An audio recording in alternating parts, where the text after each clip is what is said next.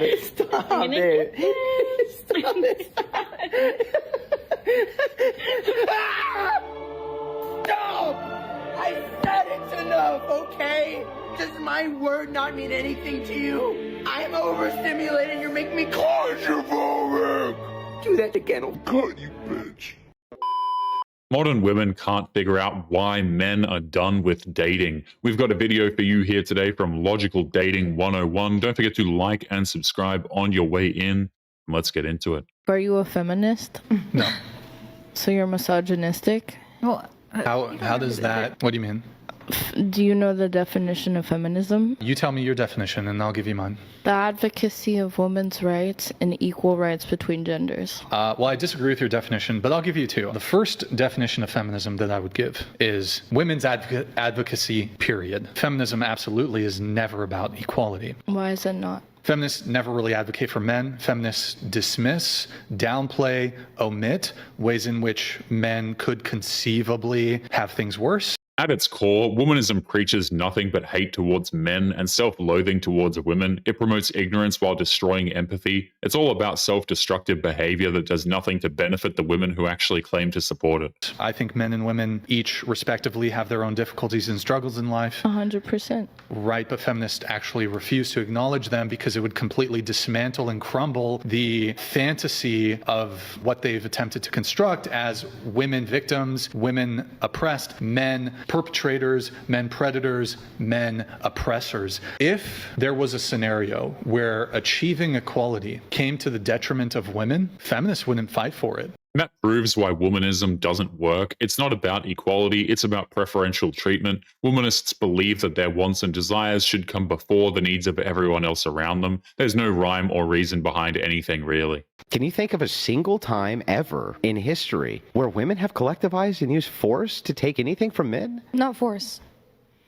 And so if that's the case and men have a monopoly on force, you're always going to have to appeal to them to not use it on you. Because here's the dirty truth, and it's brutal, and I'm sorry, but I'm not going to lie to you. I know that if men collectivize in the West and decide to put women in little cages, there's not a they can do about it. So they really have to appeal to the benevolence of men, and all they do is demonize them.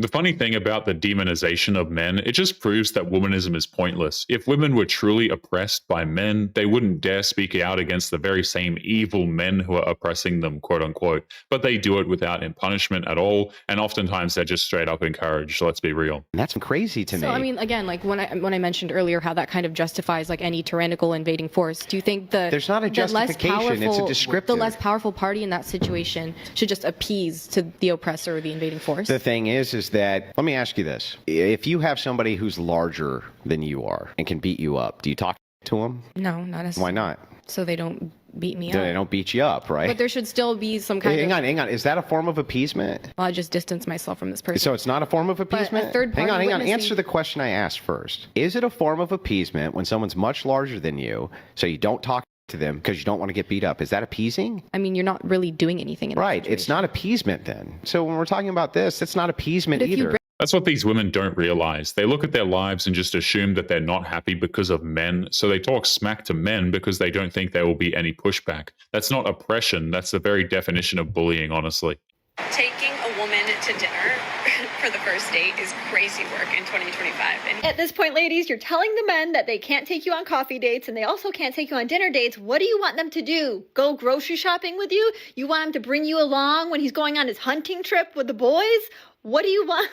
I'm sorry, I did cut her off. What she ends up saying is that women are not acclimated enough, that like it's too much of a shock to be thrown into a dinner date. Like it's too overwhelming. It's too much. At this point, modern women just want to complain for the sake of complaining, and if they're too overwhelmed at the idea of a dinner date, which was the exact same thing they said was the bare minimum, by the way, then they don't have any business dating at all.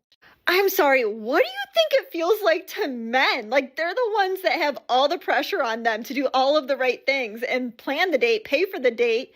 whether it's dinner or coffee. Dating is uncomfortable. You are sitting across from a stranger trying to get to know them. It's awkward. But I think that the people that do it best is that they don't care about these little things. They're not going to nitpick exactly what kind of date you picked for the first date. What they care about more is getting to know you as a person. Because men know if that woman is so nitpicky on the exact date that he picks, that if what he chooses to offer up as a first date actually keeps that woman from wanting to continue to get to know him, yeah, I don't think that's a loss. I think that's a win. Dating has become yet another word that modern women have rendered completely meaningless. To them, it's not so much a chance to get to know someone, it's just a means to get free food and activities with a guy that they find attractive. That's why it's become pointless. How about a male celebrity who's a 9? Maybe like Glenn Powell. Anybody else who Ryan Gosling. So just to be clear, your league is Ryan Gosling and Glenn Powell. I guess I've dated men that are as attractive as them. You dated men who were just as attractive as Ryan Gosling. Yes, I have. And Glenn Powell. Nick, do you have a photo of Glenn Powell? So, and also like the body too, like that Yes. physically fit, like top Yes. 1% male. Yes, I have dated men like that.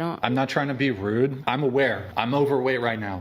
Once again, we have an example of the word dating being used in a meaningless way. Just because a woman claims she's dated a man like Glenn Powell means nothing. At the most, she hooked up with a guy like that once, and that's only if she's not lying through her teeth. My dear, you're overweight. I'm aware of that. How could you be a 9? Because I'm not always overweight, just because I'm... You're currently overweight. You said Okay. I'm currently a 9. Okay. I would argue you're more attractive than Glenn Powell and less attractive than Ryan Gosling, right? Well, my point she's here, more attractive than Glenn Powell, yes, genuinely 100%. I pinky promise you. Now, what I'm saying here is I wouldn't. Modern women love to do that. They will say one thing and then try to restructure her answer to make herself look less stupid. But the funny thing is that by doing that, she just makes herself look even more ridiculous. And it's all in a pointless attempt to try and save face. My man would never have to ask me to delete numbers off my phone because they wouldn't be there in the first place. I wouldn't be talking to anyone who made him uncomfortable. I wouldn't be hanging out with anyone who made anyone question what I'm doing with them.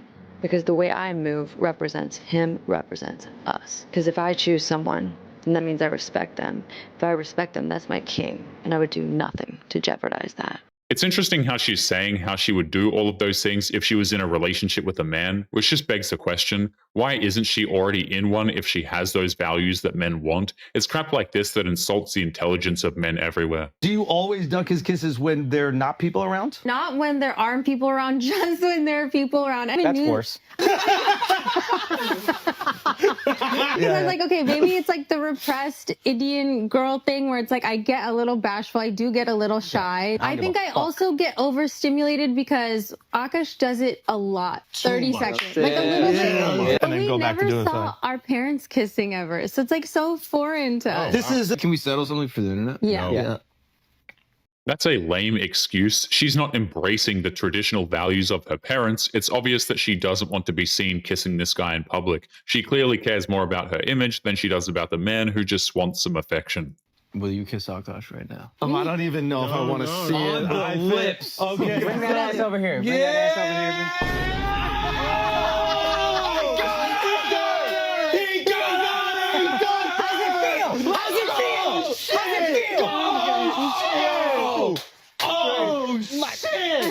It was overstimulating. It was overstimulating. Yes, that was heartbreaking for me. Now I'm feeling for Jesse. What an asshole this guy is. To humiliate his wife in front of millions and millions of people. That's what makes it worse. She has no problem humiliating her husband for the entire internet to witness, which is not only a messed up thing to do, it also shows how little respect she has for this guy. Every time she talks, she just makes it worse and worse. And you can correct me if I'm wrong here. Yeah. Is it true that you said that there was a rotation of guys? A roster.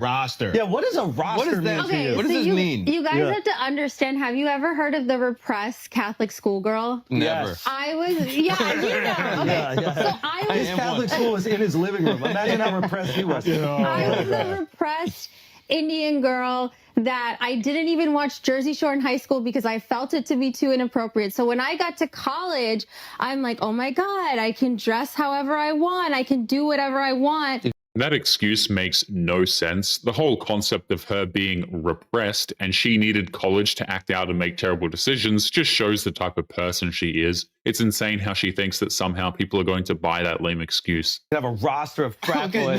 What does a roster mean? So it didn't actually translate to a roster. It just meant like 2 guys I was talking to and flirting with at the same time. That's it. That's all. Yeah. And when you say hooking up, I think people When think you I meant mean hooking fucking. up, I just meant making out. Again, like everything I say is so amplified and hyperbolic because it's so like incongruous to who I actually am as a person. Right. So you're saying you're a big old prude. Yeah, literally. She was totally hooking up with dudes in college. There is no way a woman like that would be texting 2 dudes in college just to make out with them, especially when she just got finished talking how she was repressed literally 2 seconds ago.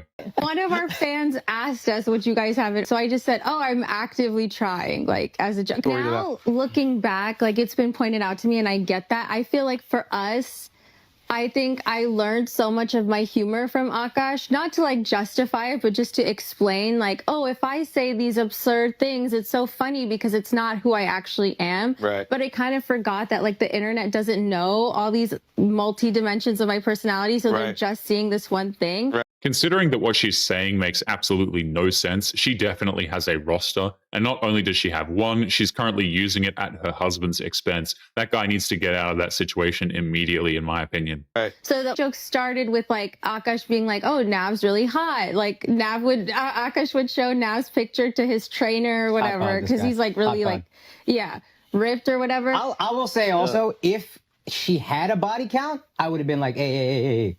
Cut the. But because she doesn't, and I know how like innocent she actually is. Oh, you are a virgin? That's real? I wasn't a virgin until I met him, yeah. Really? Yeah. Oh, okay. Yeah. All right, good to know. Yeah. There's no way what she said was true. You can tell by the way she acts and how disrespectful she is towards the guy. There isn't a single thing about her that's actually genuine. But anyway, guys, we are going to be leaving today's episode there. Don't forget to subscribe on your way out. Click this video that's up on the screen now if you want to see more. Take care of yourselves, and I will see you all in the next one. Peace.